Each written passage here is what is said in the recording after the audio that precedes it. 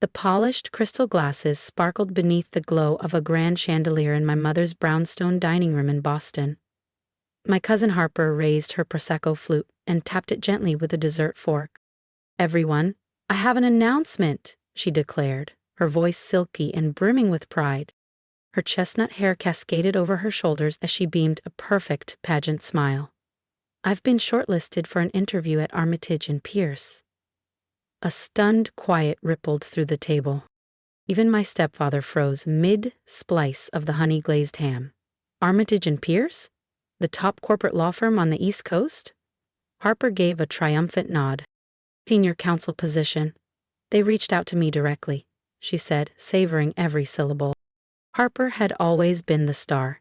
Debate champion, Harvard Law, trophies and accolades lined up in neat rows behind her. Her victories seemed to perfume the air, sweet yet suffocating.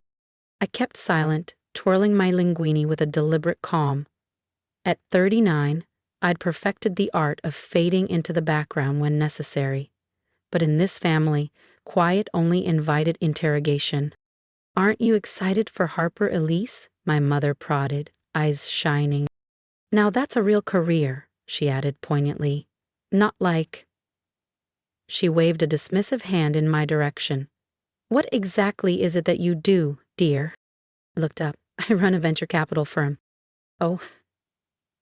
Harper laughed lightly. "You mean your little online thing?" My stepfather leaned forward. "You're not getting any younger, Elise. Time to plan your future." I tightened my grip on my fork. They didn't know about the billion-dollar IPO my firm was steering, or that my name would soon appear in headlines alongside Fortune 500 CEOs. Not yet. But they would, very soon. My stepfather raised his glass again, radiating pride for Harper. I thought of our latest investment, one that had just outperformed every forecast, and had to swallow a grin. "So, when's the interview?" I asked, keeping my tone breezy. "Tuesday morning," Harper replied, a sly smirk playing at her lips.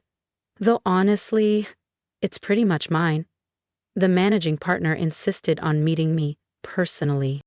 I nearly laughed. I remembered the email that started it all. Her resume had arrived in my inbox 3 weeks ago, labeled, "Another entitled candidate banking on connections. Final decision's yours, Ms. Lawson." "Well," I said, pushing back my chair. "Best of luck, Harper." "I've got an early meeting," I said, slipping my phone into my purse. Harper let out a sharp laugh. "What, another Zoom call from your apartment?" He inhaled slowly. "Elise, when are you going to let this little independence phase go?" My stepfather chimed in. "I could have gotten you a job at Armitage years ago." I pictured the brushed steel plaque on my office door. "Elise Lawson, managing partner, Lawson and Steele Capital." "You're right," I said, collecting my coat. "Maybe it is time for a change." They thought I was giving in. They had no clue. During the cab ride back to my Back Bay condo, another thing they assumed I rented, I let my mind drift backward. 13 years ago, I'd finished my MBA and started quietly plotting my own path, while Harper soaked up every spotlight. They'd dismissed my boutique firm as a vanity project, overlooked my small victories, and never noticed the struggling companies I'd turned around, or the stealth acquisitions I'd engineered. 5 years ago, I'd acquired controlling interest in Armitage Pierce through a web of investment vehicles no one bothered to trace. Tomorrow, Harper would stroll into my conference room and call me ma'am. So busy cheering Harper's every safe, tidy milestone, my family never realized their overlooked daughter had become one of the most influential women in venture capital. As the taxi pulled into my building's underground garage, my phone buzzed, a text from Harper. "You should visit Armitage sometime. Once they hire me, I'll give you the grand tour. It's a real firm. You'd be amazed." I chuckled softly, glancing up at the glow of my firm's name atop a neighboring high-rise. The corner office she'd bragged about in her cover letter was mine. Tomorrow would be revealing. Upstairs, I brewed jasmine tea and reread her resume. Impressive on the surface.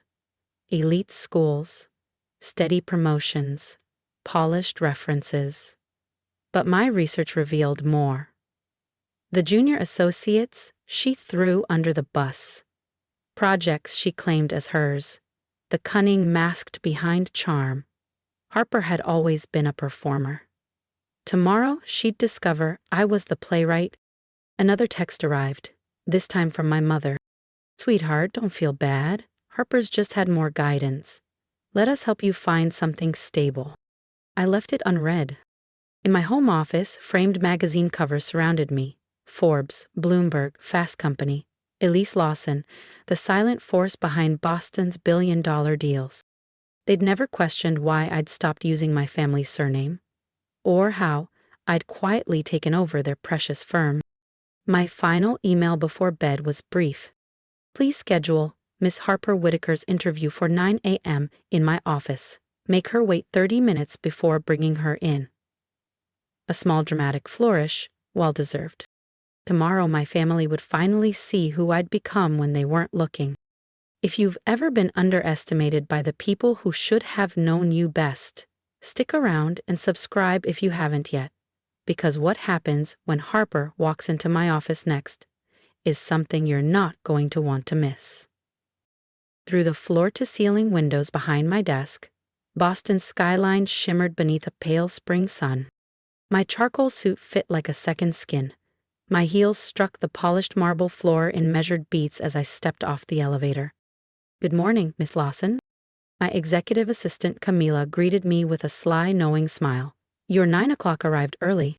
"How early?" I asked, glancing at the slim gold watch on my wrist. 8:45. She's been in the lobby 20 minutes. Told the front desk she was personally requested by the managing partner. I placed my leather bag on the credenza and shrugged out of my trench coat. "Let her wait another 10. How's she doing?" Camila chuckled. "Demanded oat milk cappuccinos, dropped half the partners' names, and informed the reception staff that you're her confused cousin who still thinks venture capital is a side hustle." I couldn't help grinning. "Has she noticed the magazine covers yet?" "Hasn't looked up once," Camila said. "Too busy performing." Classic Harper. So consumed with projecting an image, she never noticed who was really running the show. The glass lobby walls were lined with press features, all of them about me, my story, my rise. "Oh, and she's been waving her resume around," Camilla added, dropping a folder on my desk. I ran a deep dive, numbers exaggerated, job titles puffed up, and that legal award she brags about, it was your team's. I nodded, not the least bit surprised. "Like that 8th grade debate trophy? The one I wrote her speech for while she was practicing her pageant wave?" Camilla burst out laughing. "Exactly." "Send her up at 9 sharp, I said. "And Camilla, have security save the lobby feed. I'd like a copy for my files." Right at 9, my desk phone buzzed. "Miss Harper Whitaker is here for her interview." "Send her in." The door swung open. Harper marched in confidently, until she saw me behind the managing partner's desk. Color drained from her face. "Elise," she choked. What are you doing here?" I turned my nameplate toward her with deliberate calm. "Good morning, Harper. Please sit. We have plenty to discuss about your application." "But I'm supposed to meet the managing partner," she stammered, voice faltering. I smiled. "You just did." "This would be me," I said evenly, folding my hands on the polished mahogany desk. "Elise Lawson." Harper slumped into the chair opposite me, her flawless exterior cracking at the seams. This can't be real. You're just some consultant. You work from your little apartment." "Actually," I said, leaning back, savoring every word, "I own this building, and 3 others in downtown Boston." I slid her resume across the desk. "And Armitage and Pierce? I've owned the majority stake for the last 5 years. Now, let's discuss your application." Harper blinked rapidly, struggling for air. You can't be the managing partner. You're nobody." I didn't flinch. "That's what all of you thought, isn't it?" Poor Elise. The invisible one. The backup plan. The girl with a side hustle. I watched as she twisted her hands in her lap.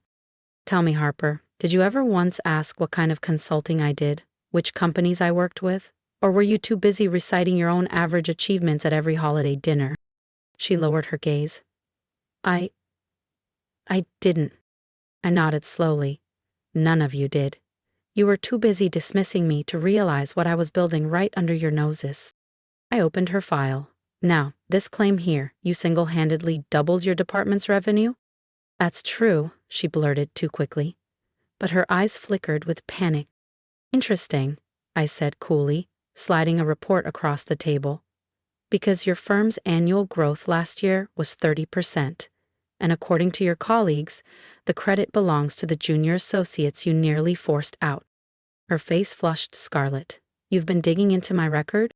I vet every candidate for senior positions. We have exceptionally high standards here. My desk phone buzzed. Camilla's voice floated through the speaker. Miss Lawson, your mother and stepfather are in the lobby. They're demanding to see you. Of course they were. Send them up, I said, calm as glass. Looks like we're overdue for a real family meeting. Harper shifted in her seat. Elise, listen. About last night. About everything I said. Save it, I interrupted, my voice quiet but diamond hard. I'm not interested in apologies born of fear. You all mocked me for years. Now you'll sit and see exactly who your underachieving cousin really is. The office door burst open. My mother and stepfather stormed in, faces twisted in shock and disbelief. Elise, my mother gasped, her pearls trembling against the collar of her silk blouse. What is happening here? Why are you sitting behind the managing partner's desk? Good morning, I said coolly, remaining seated. I was just reviewing Harper's application. I gestured toward the folder on my desk. You're welcome to stay. We're discussing qualifications, especially honesty and performance. My stepfather's voice cut in, sharp as shattered glass. This charade has gone on long enough. You're humiliating your cousin. I rose slowly, letting silence gather like a storm in the room. No, Richard, for once you're going to listen. I pressed a small button on my desk. Behind me, the frosted glass wall flickered and dissolved into a massive digital display. Charts, headlines, acquisition records, financial growth curves glowing in bold colors. Welcome to Armitage and Pierce, I said evenly. The firm you brag about at every cocktail party. The place Harper applied to, desperate for a seat at the table. The company rebuilt and transformed by the woman you all ignored. They stared, slack-jawed as headlines rolled across the screen. Fortune, Bloomberg, Forbes, my name blazing in every one. This can't be, my mother whispered, collapsing into the nearest leather chair. All of this is yours? Every piece, I said, moving around the desk. That consulting firm you all ridiculed? It was only the beginning. While Harper was boasting about deals she barely touched, I was acquiring, restructuring, and leading entire industries. My stepfather finally croaked. Why didn't you tell us? I gave a thin smile. I did. You just never listened. Harper's voice cracked. Elise, if we'd only known. I raised an eyebrow. Exactly. If. I cut her off coldly. You care now because of what I've achieved, not who I am. This isn't pride, it's power. And now that I have it, suddenly I matter. I pressed another button. The display shifted again. Security footage flickered to life, capturing last night's dinner. Harper's voice rang out, confident and disdainful. You can't even land a real job. Stop, Harper whispered, face flushed. We get it. Do? I shot back, my voice sharp as steel. Because I've watched you stitch your career together from half-truths and borrowed credit. I've already spoken to your former partners. Your so-called mentors? I said evenly, locking eyes with Harper. I know exactly how you climbed the ladder. My mother shifted, fiddling with her silk scarf. Elias, surely there's a way to settle this. We're family, after all. I picked up Harper's resume and tapped it against my palm. Family? Like when she took credit for my debate speeches, or told her college friends I'd flunked out instead of admitting I left to build my own firm? That kind of family? I was young, Harper mumbled. We all make mistakes. Yes, we do, I replied, voice cool. And now you'll live with yours. A knock interrupted us. Camila entered, holding a thick folder. "The background check you requested, Ms. Lawson." "Thank you." I flipped it open. Falsified achievements, workplace bullying complaints, marketing initiatives plagiarized from juniors. Harper went pale. "Those were never proven," she blurted. "Because your stepfather paid to bury them," I said sharply. "But I don't bury misconduct. Armitage and Pierce runs on integrity." My stepfather stepped forward, voice turning businesslike. "Elise, let's discuss this privately. No need for drama." "You lost that privilege," I shot back. "When you let her mock me? When you told me to get a real job? When nothing I did was ever enough." I pressed a button on my console. The office door opened. Harold Bennett, my general counsel, walked in. "Harold," I said calmly, "please explain the consequences of submitting false information on an executive application." Harold adjusted his glasses. "Falsifying credentials is grounds for immediate disqualification and potentially legal action." Silence settled over the room. "Especially," Harold continued, "if former employers pursue defamation or intellectual property theft." Harper's voice broke. "You wouldn't. You can't." "Can't what?" I asked quietly. "Protect this firm? Enforce standards for every candidate? Or are you asking for a pass? Because you're family?" "Elise, please," my mother whispered. "Think of the damage this could do to our family's reputation." I tilted my head. "You mean like the damage you all did to mine? With years of dismissive looks and smug comments?" I shook my head slowly. "Harper's application is rejected. Effective immediately," I said firmly. "And I'll forward our findings to her current firm. They deserve to know who's representing them." Harper crumpled, her tears genuine this time, the sound of consequences finally arriving. I turned to my mother and stepfather. "You should reflect on how you treated your daughters. One you praised despite deception, the other you ignored despite success." My stepfather's jaw tightened. "You're enjoying this, humiliating your own family?" "No," I said. "I'm doing what you never did, holding people accountable." I moved to the window, gazing out at Boston's skyline. The worst part? If any of you had paid attention, you'd have known. My name has been in the business press for years. You just never looked. I turned back. "Now, I have a board meeting. Harold will see you out. Harper, expect official notice, in writing." "Elise," my mother pleaded, voice trembling. "We're still family." "We're related," I replied, "but family requires respect, and I've had none." As they left, Camila slipped in with coffee. "You okay?" she asked gently. I opened my drawer, glancing at an old family photo. For the first time, I didn't feel small, not because of my mother or Richard, but because of my grandfather, the only one who believed in me without proof. "You know what, Camila?" I said, exhaling. "Yeah, I really am okay." Over the next months, everything shifted. Harper's firm investigated her past. The result? A resignation that wasn't voluntary.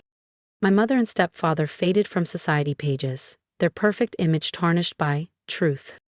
I kept building Armitage and Pierce, led acquisitions, mentored startups. Eventually, my story emerged, the managing partner who built an empire in silence while her own family called her a failure. 6 months later, I received a handwritten letter from Harper, an apology. She'd taken an entry-level job, her first without family favors. Months later, came a letter from my mother, humble and hesitant, wanting to know me. Not the fantasy, but the woman I'd become. I keep both letters in my desk beside my grandfather's photo, not out of sentiment, but as a reminder. Success isn't about proving others wrong. It's about proving yourself right. 1 year later, I was reviewing reports when Camila walked in with the latest issue of Forbes.